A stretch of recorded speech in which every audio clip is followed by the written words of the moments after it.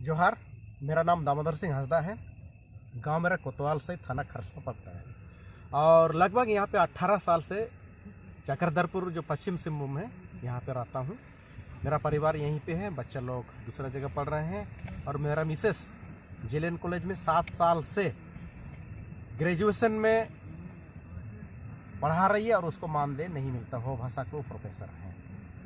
तो दादा, जिस तरह से आप लोकसभा में आपको प्रत्याशी चुना गया, ठीक ना? हाँ। तो आप किस किस एजेंडों को लेकर अभी मतलब एजेंडे सबसे पहले तो मैं शुरू से जो बोलते आ रहा हूँ, एक तो कुजू डैम है, जिसको प्रचार प्रसार में भी मैं बोला था कि कुजू डैम को इसको रद्द किया जा सकता था, लेकिन लोगों ने इसको राजनीतिक मुद्दा बना करके, जैसे हम लोग का सेंट्रल का जो एक मुद्दा है हिंदुस्तान पाकिस्तान युद्ध को दिखा देता है इलेक्शन के टाइम में, ये वैसे ही ये कुजू डैम हमेशा ये इलेक्शन का मुद्दा बनाया गया। जबकि ये तरीके से अगर इसको हाई कोर्ट के माध्यम से अगर सुप्रीम कोर्ट अगर ले जाया गया होता तो आज तक ये कुजू डैम रद्द हो गया होता। इसका कई कारण है, जैसे वहाँ हम लोग का यहाँ खुटकटी, हम लोग यहाँ के आदिवासी लोग हैं और आदिवासी क्षेत्र में जिस तरह से 1953 में सिंहभूम के बिहाफ में एक नोटिफिकेशन आया है कि कोल्हान में लोकसभा और विधान मंडल का बनाया हुआ कानून लागू नहीं होता है। जब 1953 में वो आपका नोटिफिकेशन आया हुआ है राज्यपाल के माध्यम से, तो 1978 में किस आधार से ये कुजू डैम एक परियोजना है, ये पंचवर्षीय परियोजना का एक अंग है, इसको किस आधार से यहाँ पे बनाने का ये प्रोजेक्ट पास हुआ है, ये सबसे बड़ा सवालिया निशान है। इसलिए इसको कोर्ट में चैलेंज किया जा सकता था, लेकिन आज तक किसी ने चैलेंज नहीं किया। दूसरा सबसे बड़ा मुद्दा है ये जो चक्रधरपुर के बीच में, चक्रधरपुर के बीच में नहीं, चाईबासा के बीच में करमंडल जो बना हुआ है, वह लगभग 1000 कैदी है। 1000 कैदी में कम से कम 700 जो आदिवासी है, उस 700 आदिवासी बंद है उसमें। उन लोग को जानवरों की तरह उन लोग के साथ बदसलूकी किया जाता है। जैसे एक मानवाधिकार के तहत उन लोग को खाना पीना मिलना चाहिए, वो ढंग से नहीं मिलता है। आज तक ये कभी राजनीतिक मुद्दा नहीं बना। वहाँ लगभग 400 आदमी बंद है, उन लोग को पता ही नहीं कि उन लोगों को किस जुर्म में बंद किया गया है। एक आजीवन जो कारावास होता है सरकार के नियम अनुसार, वो 14 साल का होता है। भाई वह 14 साल नहीं, लोग 30 साल 40 साल से वह जेल में बंद पड़े हैं। इसी मुद्दे को बनाकर शायद माननीय महामहिम जो राष्ट्रपति महोदया द्रौपदी मुर्मू ने यह आवाज़ उठाई थी कि जेल में आदिवासी लोग बंद हैं, जिसको बेल कराने के लिए कोई आदमी नहीं है। तो नियम था जब 14 साल कोई भी जुर्म में या बिना जुर्म के भी 14 साल जब जेल में रह गए तो उसको रिहा कर देना चाहिए। नहीं, अब अभी बोले जैसे ये आंकड़ा बता रहा है कि 25 साल 30 साल वहाँ जेल में बंद पड़ा है, लेकिन उन लोग को अभी तक रिहाई नहीं दिया गया। ऐसे मुद्दों को हम लोग लेकर के आगे जाएंगे। तीसरा जो है यहाँ शिक्षा। हमेशा लोग शिक्षा हरियाली का नाम देते हैं, हरियाली ख़त्म होने जा रहा है, खदान पे खदान यहाँ खोदा जा रहा है, बाहर से कंपनी आ रहा है, जबरन यहाँ लोगों से ठग करके ज़मीन पे बसाया जा रहा है। जहाँ हम बात करते हैं कि नहीं भाई यहाँ CNT एक्ट है, CNT एक्ट भी एक धोखा है, उसको बाद में बात करते हैं। यहाँ पर शिक्षा, कोल्हान का बात नहीं करेंगे, पूरा झारखंड का शिक्षा नीति को इतना कमज़ोर किया गया है कि हर स्कूल में आप देखेंगे तो वहाँ एक ठेकेदार रखा गया है। ठेकेदार है बोलेंगे, पर शिक्षक क्या है? बच्चा लोग को देखना है कि आपको देखो उसको खाना मिल रहा है कि नहीं मिल रहा है, आपको मिड डे मील का, आपको MDA आपको बनाना है, सिर्फ उसका एक काम रह गया है। जब MDA में बनाते रहेगा तो उसको बच्चा लोग को कब पढ़ाएगा? तो यहाँ तरीके से टीचर लोग का, सफिशिएंट टीचर लोग का बहाल होना चाहिए, नहीं हुआ। कोरोना काल से पहले भाषाई टीचर पर हम लोग आते हैं, थोड़ा सा हम लोग भाषा आंदोलन से जुड़े हैं, तो हम लोग का आंदोलन का नतीजा था कि वो घंटी आधारित टीचर बहाल किया था वो पिछले BJP सरकार में। लेकिन कोरोना के बहाने से उन टीचरों को उनका सेवा विस्तार नहीं हुआ। जबकि अब कोरोना की वजह से अगर सेवा विस्तार नहीं हुआ तो जैसे ही कोरोना ख़त्म हुआ, नियम था उन लोग का सेवा विस्तार होना चाहिए था। 115 टीचर अगर बहाल हुआ तो कोरोना काल के बाद कम से कम 250 टीचर का बहाल होना चाहिए था। या तो तमाम जितने जो जहाँ जनजातीय बहुल क्षेत्र है, सिंहभूम का नहीं बाकी एरिया में भी, वहाँ भी टोटल घंटे आधारित टीचर बहाल हो जाना चाहिए था, जब तक नियम नहीं बना है।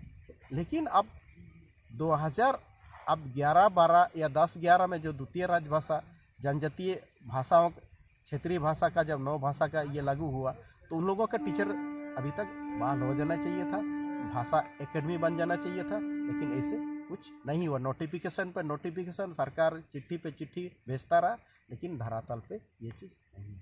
ये चीज़ है। और एक मुद्दा है कॉलेज में।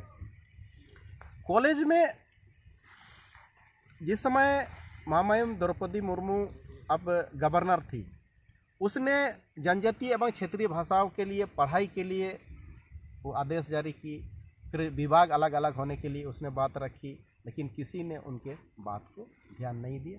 आज भी जनजातीय एवं क्षेत्रीय भाषा के लिए कोई शिक्षक नहीं है। आज जितने जो नेट पास किए हैं, जेआरएफ किए हैं, उन लोगों को आज एक क्या बोलते हैं उसको, गाइड नहीं मिल रहा है। क्यों गाइड नहीं मिल रहा? क्योंकि यहाँ पे कोई सरकारी शिक्षक नहीं है। हम लोगों ने बहुत प्रयास किया, रांची दौड़े लोगों को एक गाइड दिलाने के लिए, लेकिन वहाँ पे हमें एक चीज़ बताया गया कि नहीं, हम लोग हो भाषा नहीं जानते हैं, हम लोग कुरमाली नहीं जानते हैं। अगर कोई भी नेट किया हुआ है तो उस सब्जेक्ट का यहाँ जानकार शिक्षक होना चाहिए जो गाइड दे सके। इसलिए आज हो भाषा का दुर्गति इतने हैं कि जो इंटरव्यू दिया हुआ जो शिक्षक लोग या प्रोफेसर, उन लोगों का अभी तक रिजल्ट क्लियर नहीं हुआ है। अगर वो क्लियर होता तो एक शिक्षक के पीछे फिर 8 कम से कम स्टूडेंट पीएचडी कर सकता है। तो अगर 7 8 56 कम से कम एक बार में 56 स्टूडेंट यहाँ पे उन लोगों को पीएचडी मिलता। लेकिन सरकार, यहाँ का स्थानीय विधायक, इन लोगों ने कभी प्रयास नहीं किया कि हो भाषा आगे बढ़े।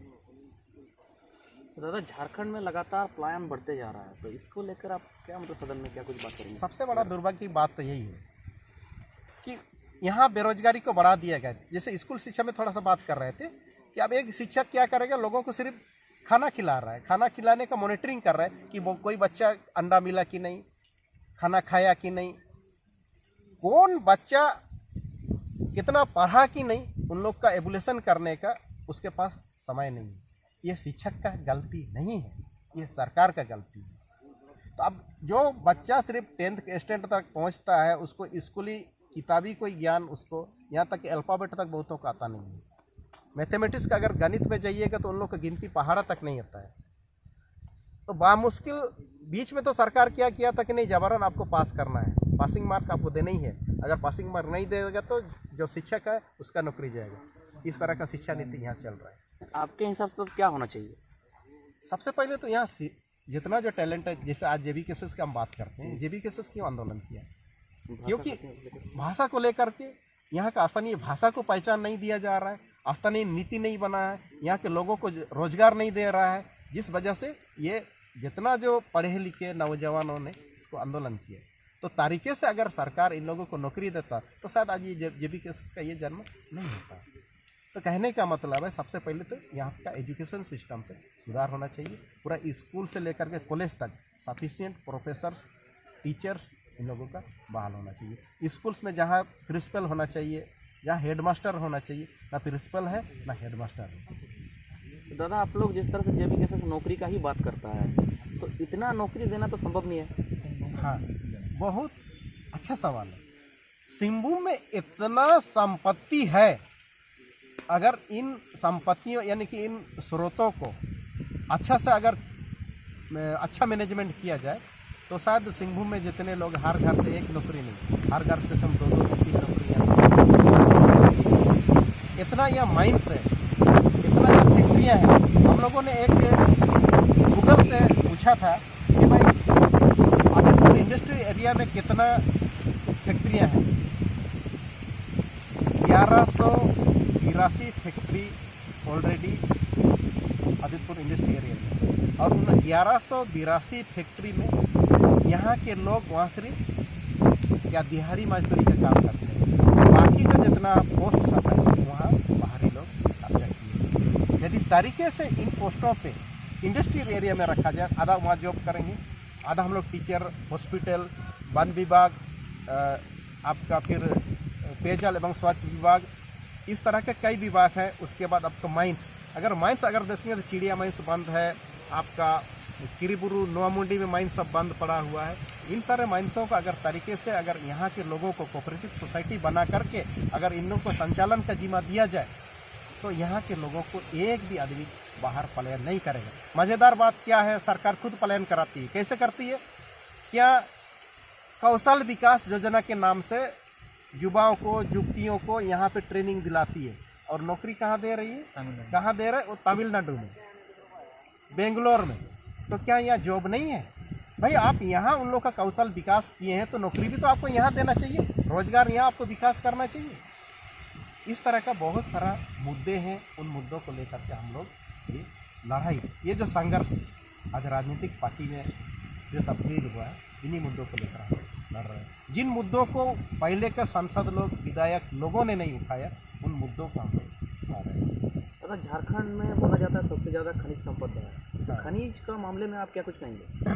देखिए, खनिज के मामले में चाहे कोयलांचल हो चाहे लोहांचल हो, यहाँ कॉरपोरेट और सरकारी तंत्र और राजनेता लोग मिल करके इसको लूट रहे हैं। चाहे वो राजनेता कोई भी पार्टी से बिलोंग क्यों ना करता हो, उन लोगों का आज आप देखिएगा, एक विधायक बनता है, विधायक जैसे ही बन जाता है उनके शानो शौकात बहुत ज़्यादा बढ़ जाते हैं और उन लोगों के क्या होता है, पब्लिक के साथ जो रिलेशन होना चाहिए था वो टूट जाता है। पब्लिक का जो समस्या होता है, आम जनता का जो समस्या है, उस पर उन लोगों का नहीं होता है। अगर इन लोगों ने थोड़ा सा भी अगर यहाँ के आम जनताओं का के ऊपर अगर ध्यान रखा होता तो इस तरह का ये समस्या